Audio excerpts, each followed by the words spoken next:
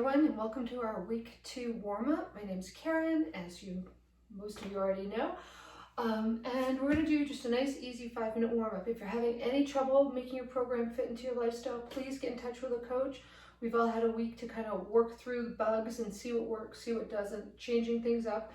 Hope you're enjoying that I've changed up my gym area a little bit. And this week's topic is all about nutrition and diet, not so much calorie counting, but more about what should I eat. So that's what it actually says up here, what should I eat, right? We're all different, we all have different needs, but that's gonna be Tuesday's talk. And for those of you who are doing the walk and talk with Kim, get in touch with her, she'll let you know. Awesome, all right, so gonna warm up. This is a pre-strength warm up that I'm doing. So what I'm gonna worry about is really my glutes and hips. I'm gonna start grabbing hold of my ankles, squatting down, and then straightening those legs. Bring it down, bring it up. Definitely feeling that this early morning. I don't know what time you guys are doing your workout at. I do mine in the morning and sometimes right after lunch. One of the interesting things I found out about consistency is your success rate will be higher. Oh, nice, bring it up. I'm just gonna step it back, stretching out that back of the leg, reaching for the ceiling. And if it's right for you, take a little peek up at the ceiling at the same time. So if you consistently work out at the same time, you're gonna work out longer and you're gonna work out better. So it means you're gonna do the full workout. If you set a time in the day, that is your workout time. Now, a lot of my moms with busy schedules have given themselves 2 workout times in the day, and that is quite simply because kids are not as predictable as we would like them to be. So just a little side lunge, stretching at the inside, starting to get those shoulders opened up.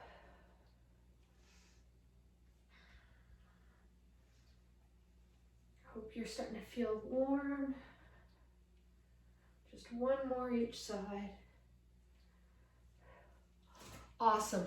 A really fantastic warm-up is the inchworm. Gets that heart rate up.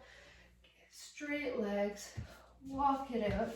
When you drop it into a plank, make sure you're squeezing those glutes, getting them to start think about firing for you. Bring it all the way back up.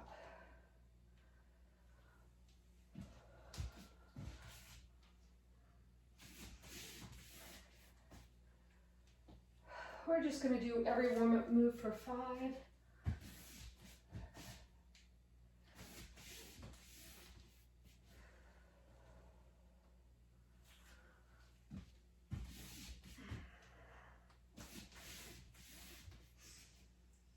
One more.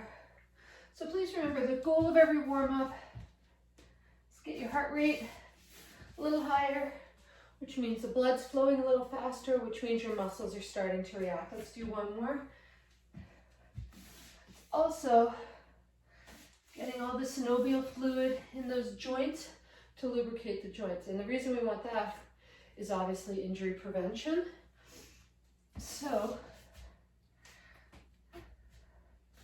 we're just down dog position, little shin tap, feel that extra stretch in the back of those calves.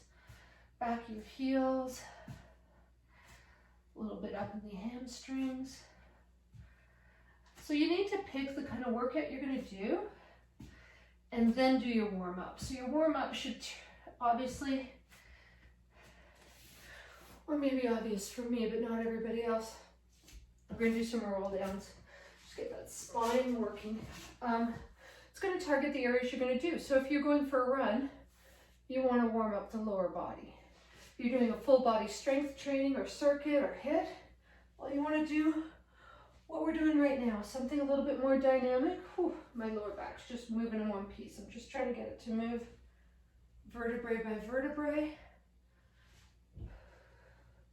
So I don't think you should do a full core workout before you do something that requires some stability, some strength, but it's always a nice idea to throw in a few. Get that core working for you, get your back warmed up.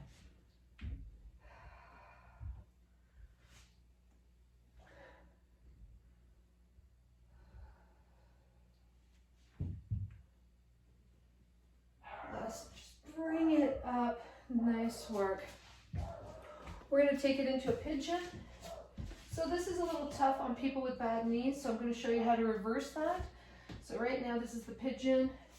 Now people have two different ways they like to stretch. One is to come down on their elbows. The other is actually to bring it back and open it up. This is called the Royale. So for those of you who like to feel fancy when they're warming up, this is the Royale pigeon. And it's really opening up that hip flexor. That's our goal. So you always need to make sure that that foot knee is in alignment with your hip. Sometimes they like to go a little sideways on you, so just make sure you're all in alignment, because this is what we're trying to open up right here. So switch over to the other leg, or if you do have knee issues and this one isn't for you, this is the one you can do instead. Open to the side and pull it up, okay? So not for me as effective, but I don't have bad knees. So this is a nice stretch. The other one people can do, and unfortunately I don't have a demonstration block here, is you actually rest your shin up on your table. So you're doing an elevated pigeon, and that's super effective, especially if you have glute issues. All right, I hope you're all feeling warmed up, and let's get going with our next choice.